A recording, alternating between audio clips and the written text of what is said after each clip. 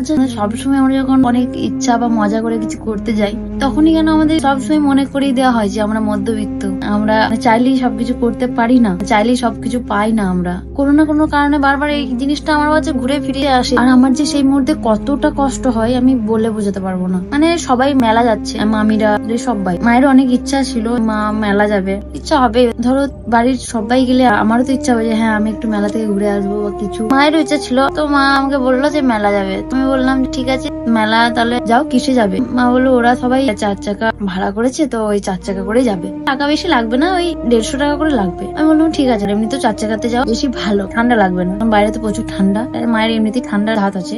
এরকম কথা হলো। আমি ভাবছি মা মনে যাবে। এখন যখন নিচেই গেলাম, আমি জিজ্ঞেস করছি কি ব্যাপার, এখন রেডি হওনি? মা বলছে যাবো না। কেন যাবে না কেন? তুমি তো বললে যে তুমি যাবে। বলছে যাবো না, ওদের কোনো কিছু অসুবিধা হলে আমি আমার নিজের সবটুকু দিয়ে আমি চেষ্টা করি যাতে ওই সমস্যাটা থেকে ওদেরকে বার করে আনতে পারি। তো তাই আমি ভাইকে পাঠালাম, মানে জিজ্ঞেস করা হয়তো যে কি হয়েছে, যাবে না? হঠাৎ করে এত লাফালাফি করছিল মানুষটা, মনে মনে এতটা খুশি হয়েছিল। আমি বলেছিলাম যে ঠিক আছে যাও, সবাই যাচ্ছে যখন তুমি যাও, ঘুরে আসো। কি এমন হলো হঠাৎ যে যাবে না বলছে?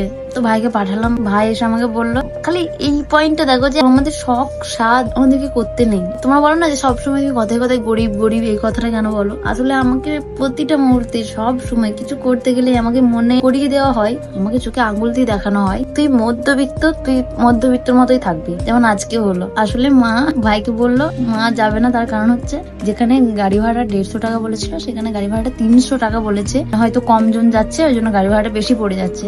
তো এইটা যখন মা শুনেছে তখন বুঝেছে যে হ্যাঁ 300 টাকা হলে মাকে তুমি 500 টাকা দিয়েছি, আমি জানছি যে 150 টাকা যাবে আর বাকিটা কিছু খাওয়া দাওয়া করবে, আমি ওইভাবে 500 টাকা দিয়েছিলাম। তো মা ভাবছে আমি যদি 300 টাকা গাড়ি ভাড়াতেই দিয়ে দিই তাহলে 200 টাকা নিয়ে মেলা গিয়ে কি হবে। মানে আমি জানি না, মায়ের এরকম হয়তো মনে হচ্ছে, আমি হয়তো ওটাই ভাবছি যে হয়তো এই কারণেই মা যাবে না বলছে।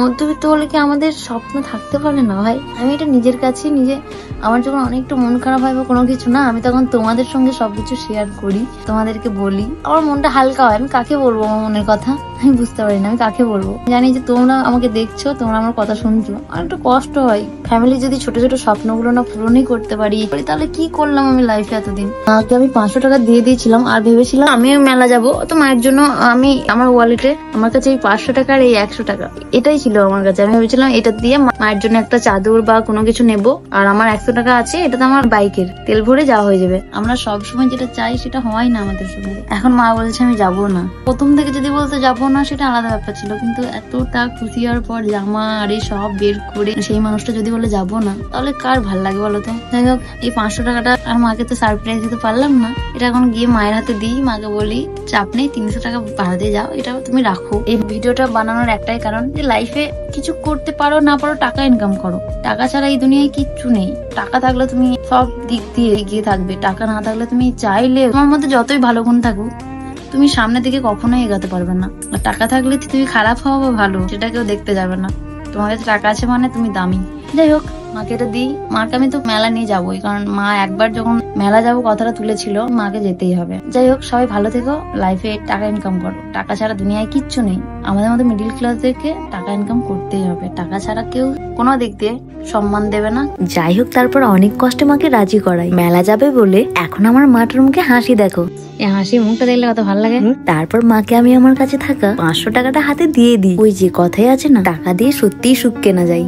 হাসি দেখো, টাকা দিলে টাকা দিয়ে সুখ কিনা যায়, এটা সত্যি কথা। যাক, মায়ের খুশিতেই আমার খুশি। আমার পকেটে টাকা নাই, পকেট খালি। এই মানুষগুলোর মুখে হাসি দেখার জন্য আমি সব করতে পারি। মা আব্বা খুশি মানে আমি খুশি।